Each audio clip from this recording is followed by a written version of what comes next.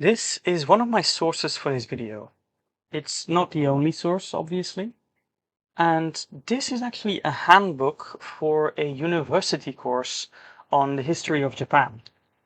It is in fact the handbook of the exact course that I could have taken if I had stuck with my history studies for like one more year.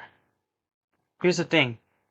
I was very interested in the topic, and I was bummed out about missing out on it, enough to find a book to still learn that information.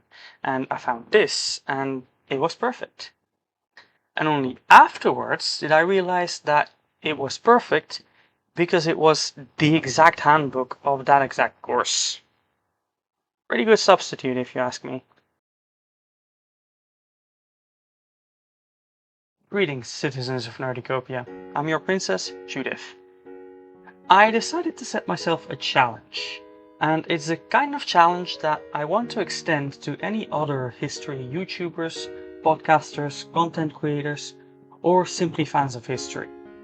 The idea is to take two topics from history, be it people, events, artifacts, concepts, that are so far apart in every way imaginable that it seems they couldn't possibly be connected in any way, shape, or form, and then prove that they are in fact connected. Ideally, you could prove that one inevitably leads to the other.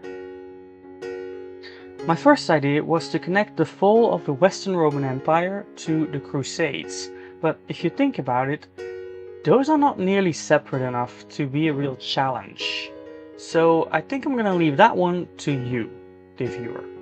Let me know down below why the fall of the Western Roman Empire and the Crusades are in fact connected or even inevitably linked. Or make a YouTube video about it. Or a podcast. Or don't. The point is, I picked a different challenge today. I mean, you've seen the title, you've seen the thumbnail. Today, I will be connecting the eruption of Mount Vesuvius in 79 AD and the Battle of Sekigahara in 1600 AD. One is a natural disaster in ancient Rome, the other a human conflict in early modern Japan. They are separated by over a millennium and a half. The only thing they have in common is that a lot of people died. Or is it? Let's start with the eruption of the Vesuvius, or as it's pronounced in classical Latin, or at least the over 10-year-old memory of what I learned in my Flemish high school, the Vesuvius. Happened on August 24, 79 AD. Possibly. There's some discussion about the exact date, but let's not dwell on that. The eruption destroyed the cities of Pompeii and Herculaneum, thus preserving ancient Roman life for archaeologists. By the way, those statues you often see of the victims, you may think those are the fossilized remains of the victims, but they're not. What they are is the castings of plaster that was poured into the holes that those victims left after the magma solidified, and the bodies were consumed by time. How they knew to do that, I don't know. I'm not an archaeologist, but they did. But what does any of that have to do with the Battle of Sekigahara? Well, not much, to be honest. At least not directly. I don't think anyone will be surprised that this hypothetical link will not be found in what actually happened, but rather in the aftermath. Because Pompeii and Herculaneum were all but destroyed, and that's gonna send some ripples through Rome. The people of Rome obviously knew that this happened, and they were probably quite shocked. I mean, I wasn't there, but if a mountain exploded out of nowhere and wiped two entire cities off the face of the earth, I would be quite shocked. Especially because after that, there was also another huge fire in Rome, and as if that wasn't enough, a plague.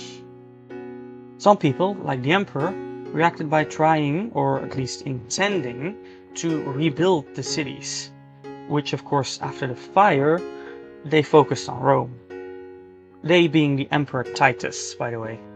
If you've seen the show Those About to Die, you've seen him before. but there were other people reacting to the eruption as well. And one such community was that of the early Christians.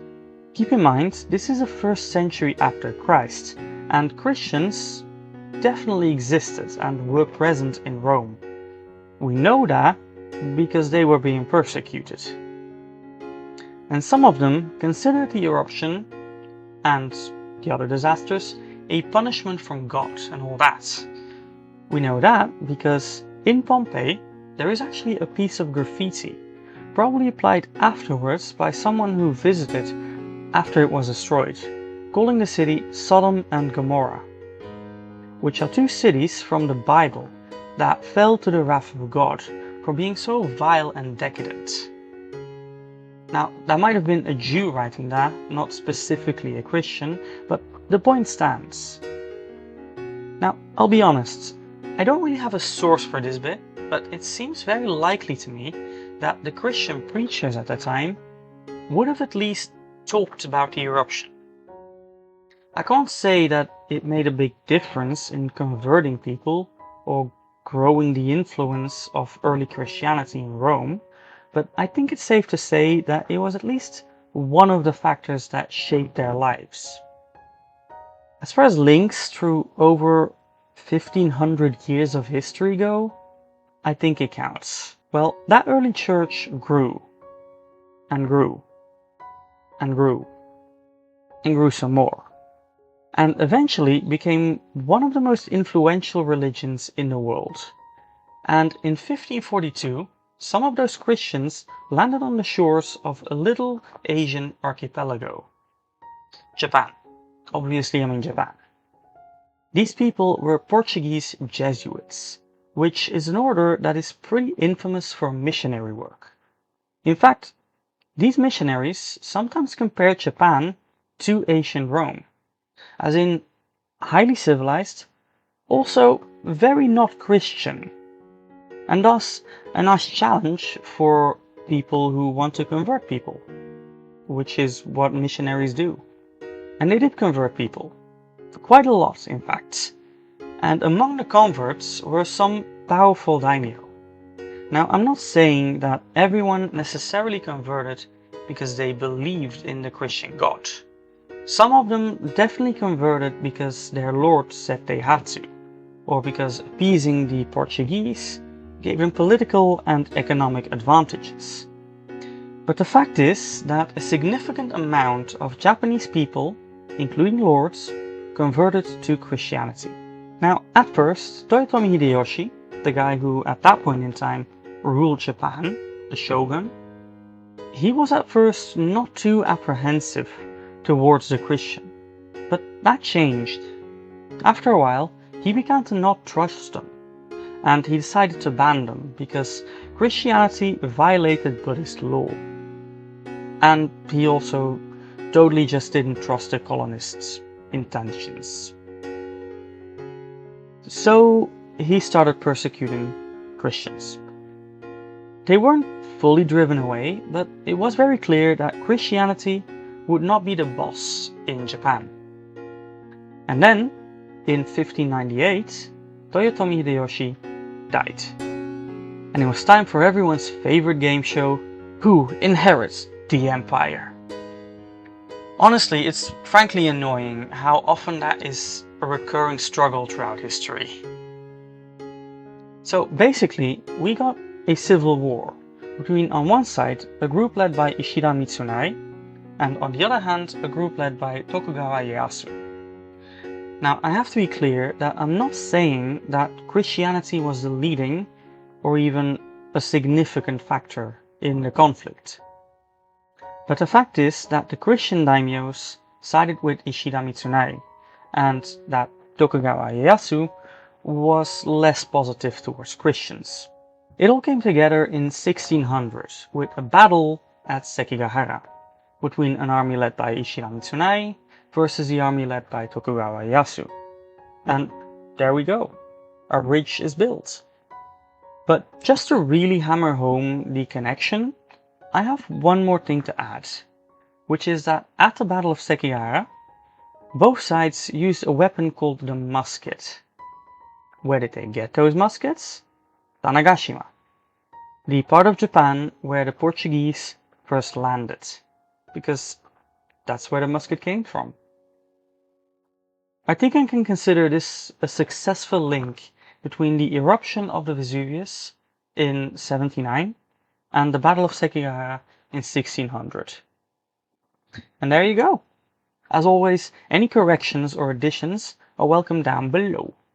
And if you have any kind of history content platform, or you just like talking about history, I hereby invite you to take up this challenge for yourself.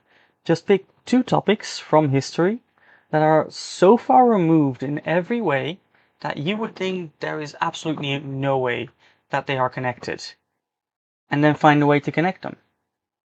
In retrospect, I will say that Christianity was probably an overpowered card to play. And just like that, we've stumbled into the YouTube thing. So let's do this. As always, everything you can do to help the channel is in the end screen right here. If you don't know what to comment, how about this? How would you connect the fall of the Western Roman Empire and the Crusades? And what other 2 topics would you suggest to connect through history? Thanks for watching.